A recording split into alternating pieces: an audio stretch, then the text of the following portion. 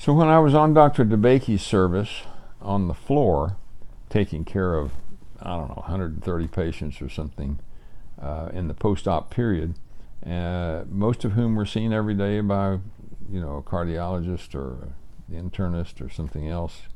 But I'd handle all the night stuff and see the patients and do the dressings and whatnot, and take out the stitches.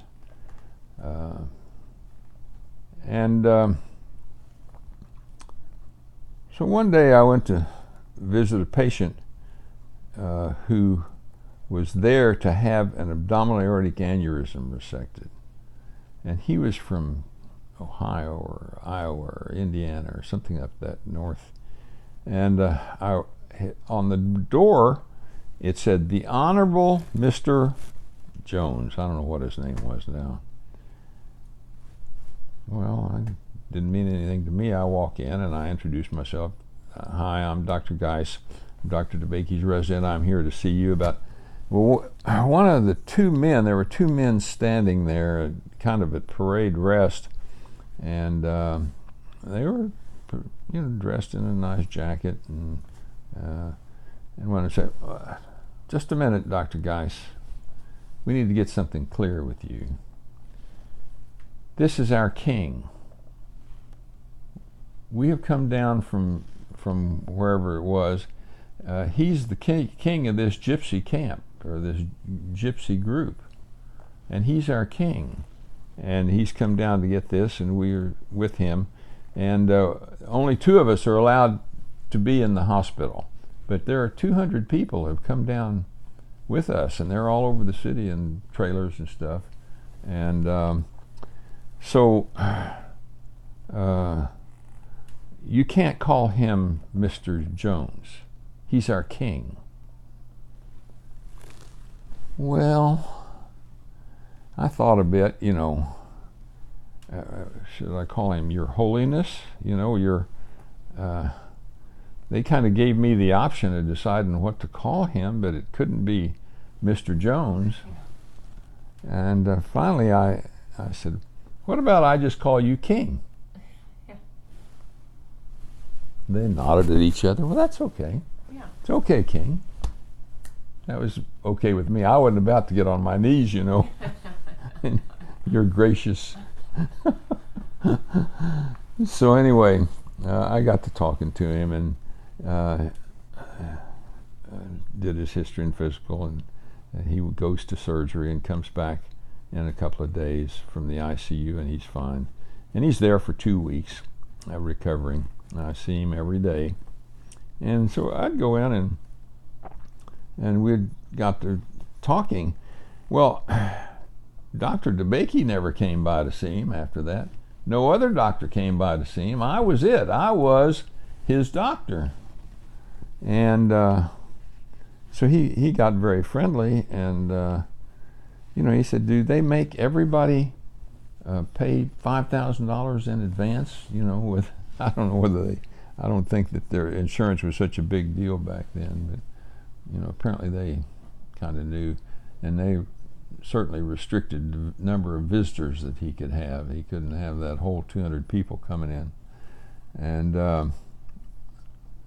they must have let them know, that he was the king of this gypsy group. So he did well, and at the end of the 2 weeks, he was getting ready to be discharged. And he said, gypsies are looked down upon because they are accused of being thieves. He said, "A gypsy will never hit you on the head and take your money. They will never rob you in that way." And then he looked at me and, "A chicken now and then, And then he told me, he said, every Saturday night, he says, all of us, all the men, go down to the railroad yard or something, somewhere, and we roast chickens and tell stories and stuff like that. and every man has got to steal his own chicken.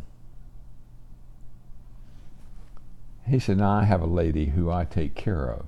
Well, it was obvious that he was paying for his chicken one way or another. I mean, he was the king of the gypsies, but he would not tell her. He would go get the chicken out of the coop and steal his own chicken.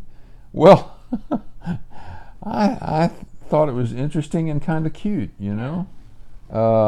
It was a tradition, you know, that they do this, and but he said they'll never hit you over the head and take your money.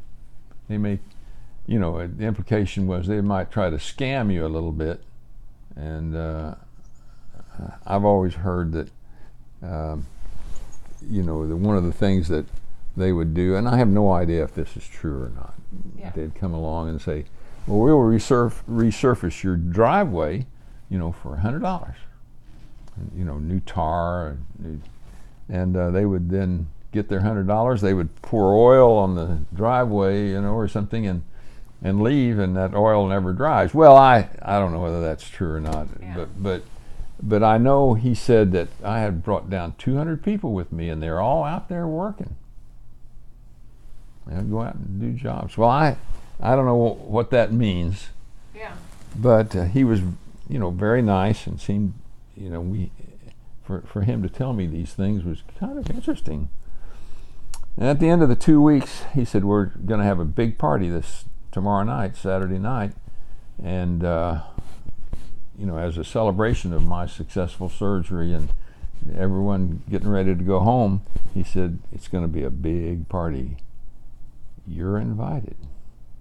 And he said, I know that gypsies are considered dark-skinned, but if we have some blondes, and he named a couple of blondes in Hollywood, you know, this person's a gypsy and that person, they're blonde. He said, we have some blondes. And he says, I've got a blonde girl for you tomorrow night. Well, I'd not had much sexual experience in my life, but I kind of had the idea that, you know, this was an opportunity that might not come again. On the other hand, I had just met a girl who I really thought was nice, and I eventually married her. And I thought, well, might not be, I might end up with some sort of disease that's incurable. And as tempting as it sounded, and I knew I couldn't get off anyway, so I politely declined and told him that I couldn't leave. But it was kind of an interesting offer, and I was going to have a beautiful blonde date. Well, anyway, it was an experience that I had while I was on Dr. DeBakey's service as a medical student some years before. The former King of England came to get his aneurysm taken out, and I never did go in their room and talk to him. I think I could have, you know, I could have. They wouldn't have cared. They would have thought it was nice. And Dr. DeBakey did see them every day, but he didn't see everybody else every day. And I remember one lady, her husband had had a big operation by Dr. DeBakey, and she said, you know, are you the only person that comes by to see us? We haven't seen Dr. DeBakey. My husband had his operation, you know. He is an important person in New York City. He's, I don't know what he was, a big musical entrepreneur or something. I mean, you know, he's a big name, and no one else has come to see him except you, you know. Well, I didn't know who he was, and I